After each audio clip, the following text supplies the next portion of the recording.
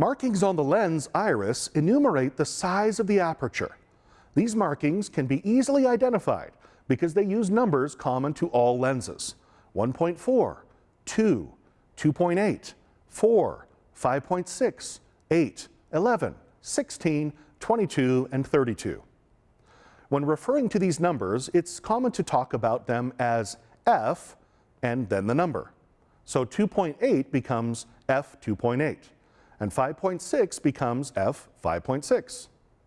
Each of these numbers is one f-stop, or sometimes just shortened to one stop away from the numbers beside it.